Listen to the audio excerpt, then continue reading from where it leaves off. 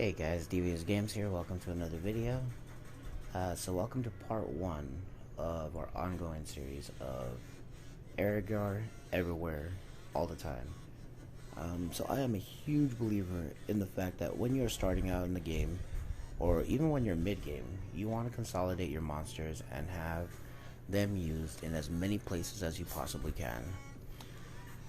In particular, I believe that Aragar is actually the best monster that you can build for PvE dungeons, just because of the fact that aside from Perna, and also the Nine-Tailed Foxes, he has got the best attack power leader skill that you can obtain. And he's an easily obtainable unit, as you can get him with your ancient coins. It does cost 500, so it does take a little while to get him, but once you get him, you can actually skill him up with all your vampires that you can either fuse through Rerd or Argon, or all the lethals that you end up pulling. Anyway, if you're gonna build him for Rift Dungeons, I believe the way you should build him is on full fight, kinda tanky, a little bit of accuracy, and he's basically gonna be a support monster. So here we have built him on full fight. He's on speed, HP, HP. Here's 1, 3, and 5. Go ahead and pause the video and slow down if you guys need to see any of the stats. For the Rift Dungeons, you only need a 15% crit rate, or I'm sorry, 15% accuracy, not crit rate. You obviously want as much crit rate and crit damage as possible. But we built him. We're going to bring in one of our Tricaros, because obviously we use Tricaro in so many other aspects of PvE. So here is the one that we're bringing in. It's on double determination broken, and it is fully skilled up. Then we're bringing in our Xiaolin. Now she in particular I only use in Rift Beast, and I use her in a couple of different ones, so that's why I'm saying I can justify using her here. Again, fully skilled up. Obviously runes and artifacts are not maxed. And then Crow.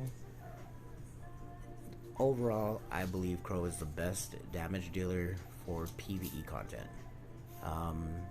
Now, at the moment, there's currently a whole rage going out about the Triple Crow GB12 team, which is actually a really good team. I have built it. My results are a little bit worse than others. My guild leader and my vice guild leader, Zeus and Kyle, have both gotten better times using that team as opposed to mine. But I mean, it's very consistent for me. It does work well. Results may vary. I know that some people are having a little bit of a problem with getting it to go consistently. The Water Twins I have got built on damage dealer builds. They're both on Violent. And again, as you can see, artifacts are not maxed. But again, I use them primarily for PvE content. I don't use them in PvP as much as I used to. But let's go ahead and get into the run. And this will actually be a full auto run. The Dark Rift Beast is always the one that's kind of hard to deal with because of the fact that he takes one of your monsters away.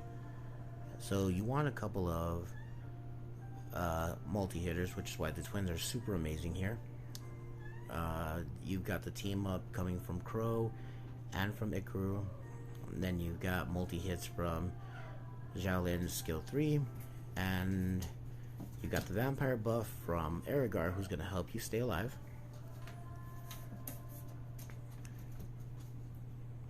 And then he also has multiple hits on his skill 1 and his skill 2. Now here, it's kind of upsetting to see that we didn't get any of our brands on. But there you go. As you can see, we're we're through the groggy state, and we've already gotten up to 5 million. He got our crow in the front line. For the dark dimensional rip, or I'm sorry, for the dark rip beast, I've mentioned it before. You definitely want to go ahead and try to keep your front line with 4 people. It gives him more people to target, and it allows you to actually come away with possibly getting a chance to free them before he goes for his next attack, and then you're able to actually deal more damage to him. So here, as you can see, it was a rather simple team. This is a rather consistent team. It's not the team that I used to farm when I'm going for good times, or for good numbers. I'm sorry, not times. Rift dungeons don't have times, but it's over 5 million, which is where you start getting your better rewards. From what I understand, it was revealed that the higher your score in Rift Beast, the more likely you are to get a better reward. So you do want to consistently be above 5 million. So here we're using just big nukes, but of course we don't want to use things that people don't have. So let's go and we'll take out Brandy and John, because those are 2 of the bigger nukes. We'll even go and take out our Dark Homunculus, because those are subjective and most people will build whatever they have. So this is a Violent Talia. We'll go ahead and put in our Rage Talia. Here are her runes.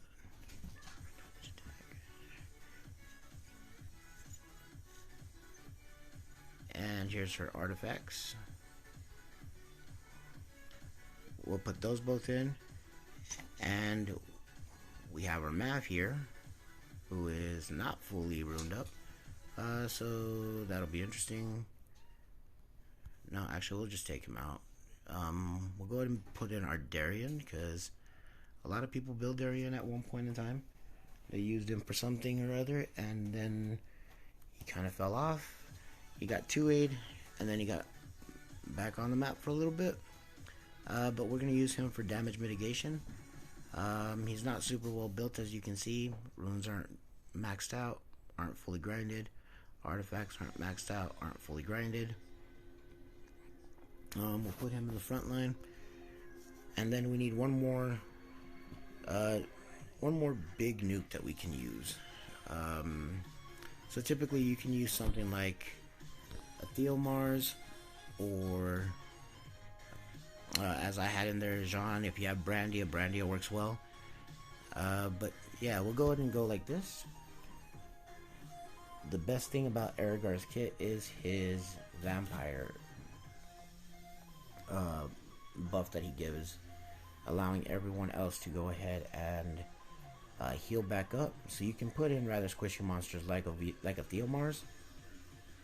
I'm sorry, I forgot to show you guys. Theomars is actually built on Violent Revenge. So here we go. We'll start off with our defense break and get a couple more debuffs, and hopefully we'll have Crow's brand coming up.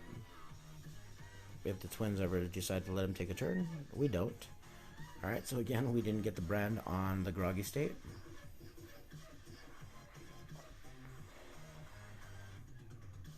Finally get it on right before he's about to come back up. But as you can see, again, we're closing in on 5 million. Getting out of the groggy state. So we got the attack buff, and now we're gonna have some reduced damage because of the shield. Any multi-hits don't deal as much damage as they would normally. While he has a shield on, he does hit a little bit harder, but of course it's not a problem. We've got a tanky Aragar, and our Darien is going to mitigate some of that damage as well. And because of the vampire buff, even though we're running somewhat squishier units in Talia and in Theomars, we're able to keep healed up. Still broke the 5 million mark. And well, we got a legend grind. Or we got a legend drone. Not a great one, but we got one. So then from there we'll go ahead and we'll go into our Windrift Beast. Again, as I said, you definitely want to use monsters that are going to be dealing large amounts of damage. So here we'll use Aragar for his leader skill. We'll bring in Rauk and Crow. We'll bring in a second vampire in Verd, just because he is a very good vampire. And you can use him, of course, in the Tricaru team. We'll also go ahead and we'll bring in the Zhang Fei. Zhang Fei was real good when you first get into R5, and even when you start building your first solo R5, he can be a leader skill, as well as a cleanser and a multi-debuffer. And then here for the end, we'll need one final monster to go ahead and come in.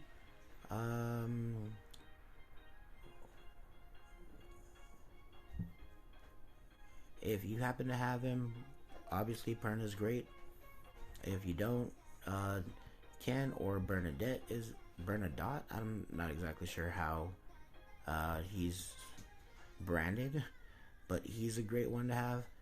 Baliger can be used here to get additional damage in. But we'll go ahead and we'll go with Kaki. Kaki's one that everybody tends to build. He's a very usable unit. And mine is nothing special. He's on HP attack defense, on Violet Revenge. And here you go. So that's what the stats look like. The Verd, typical Tricaru Verd. He's on Rage Blade, attack, crit damage, attack. Here's his 1, 3, and 5. And nope. He's got a little bit of damage dealt on wind, or dealt on fire, a little bit of damage less damage taken from wind, and own turn crit damage plus a little bit. Not a lot at all, actually. And then Zhang Fei, we have him on Violent Shield, runed up a long time ago, never changed. Runes aren't grinded, runes aren't 6-starred, runes aren't maxed. As you can tell, this is an old build, so something that you should definitely be able to obtain. And then this particular route that we're bringing in is our Fatal Revenge route. He's the slowest of the 3 that I've got built. He's on attack, crit damage, attack. His 1, 3, and 5 look like so. And here's his artifacts. So let's go ahead and get into this one.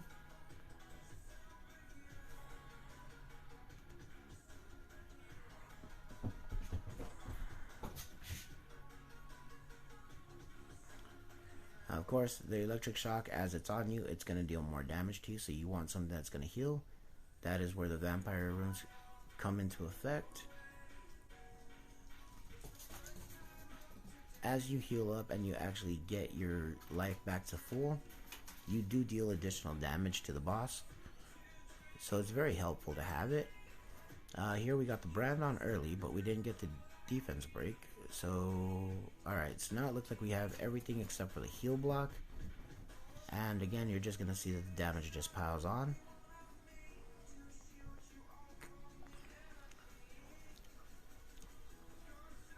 Like I said, we're looking for monsters that... I'm sorry, we're looking for runs that are going to be consistently around 5 million.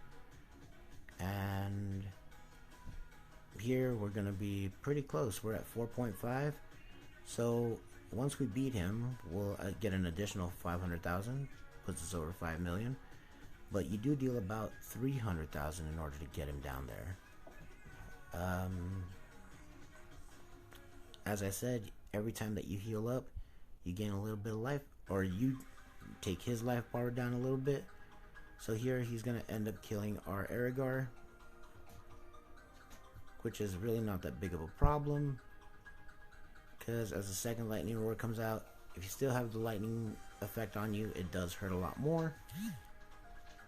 But here, even though we lost our crow at the very end, we still pull through, just over almost 5.5 million.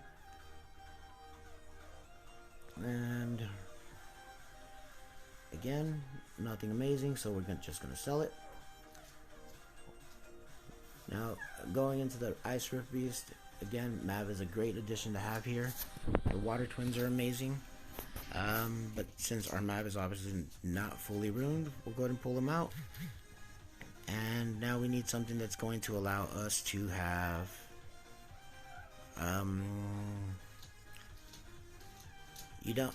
now, I love Rasvelg. I really like to use him. Only problem I have with him here is that we already have an attack buff, so we really don't need a second attack buff. He does give us a speed buff, which could be helpful, but unfortunately I don't believe that it's something that we need. So what we'll do is we'll go ahead and bring in Argon, and we will place it like so. Now they're not very fast teams, or they're not very. Oh, Argon's not ruined at all. All right, cool. We're not gonna bring in Argon. Naomi's missing a rune too. All right, we're not gonna bring her in either. Sweet. Let's bring in something that actually has runes on them. All right, so here we'll go ahead and bring in our 2A Bernard. He's not super fast. Doesn't really have a whole bunch on him. He's on speed, defense, HP, and there you go. He'll be able to turn cycle us and get us some additional damage as we need it. Here we can also use.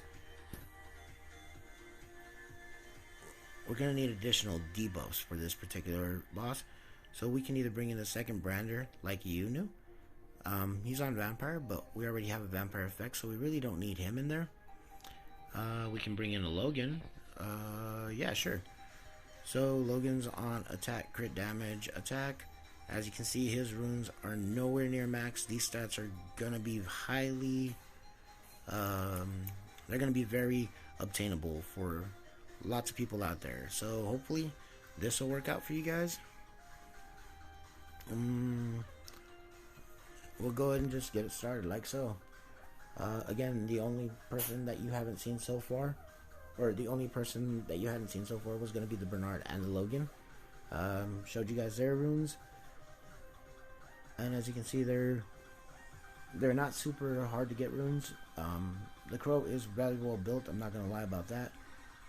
But again, always room for improvement. He doesn't have his 100 crit rate. And as we go through here, you see the Water Twins are amazing. Like I said, you build mons that you can use in multiple areas, and the Water Twins are actually probably some of the best. You can use them all throughout the Rift Beast with the exception of the Wind one, which, I mean, technically you can. You're probably just going to be struggling a little bit.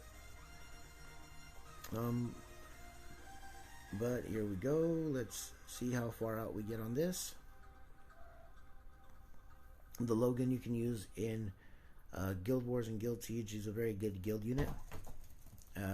Technically you can use him in Giants as well.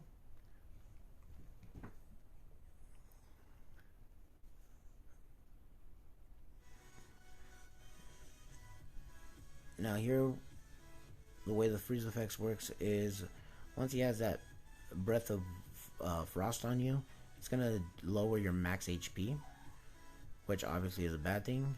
And every time a monster of yours takes a turn naturally, you'll actually remove a little bit at a time from it. So now here, as you can see, if you still have it on you when he attacks with his frozen breath, he'll actually he'll freeze you in place and you're not able to get out of it. But again, not necessarily a problem. So we're out of this at 5.3 million. As you can see, the damage goes down little by little, and this is one of the tougher beasts to beat. But here we go. Strong accuracy rune, not the greatest. Go ahead and sell that. And then once we get into our fire rift beast, again, I use Xiaolin because in only this particular dungeon. So you see here again, we'll go ahead and take out the Brandia because Brandia is a little bit harder to obtain. But we can bring in our Lapis, which if you ever built her in the very beginning of the game, she's great for your she's great as a farmer, and you can use her. You can also bring in your water twins here again if you wanted to. As a matter of fact, I will not, simply because I really want to have the AoEs from Lapis, so we'll go ahead and go like this.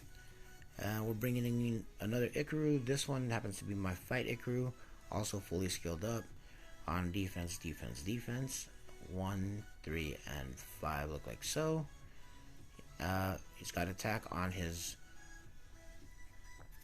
artifacts, and then the Lapis, who's the only one you haven't seen, is on Fatal Revenge, and there's speed, crit damage, attack, and looks just like so. I'll go ahead and get into that.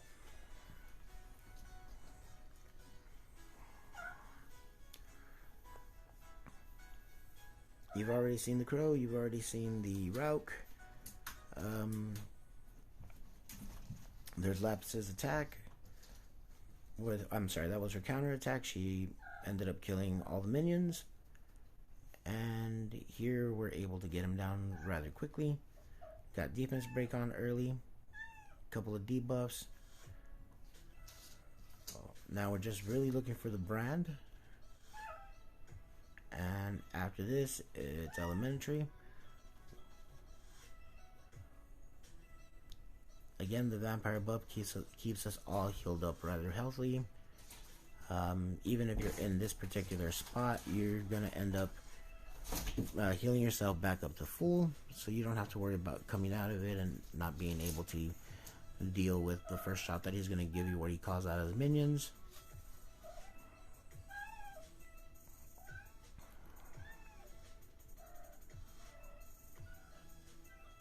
Again, there's a counterattack, kills all the minions. Don't have to worry about them.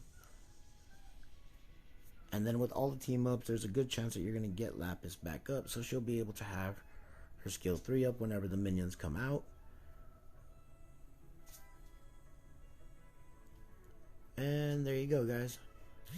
So there's all 5 Roof Beast dungeons, all using Aragar, all over 5 million damage. And all with, you know, better drop rates of prizes, but yeah, not very well. Anyway, thanks for watching, guys. I really hope you enjoyed it. Tune in next time when we use Aragar to take on Kairos. Take care, guys. See you in the next one.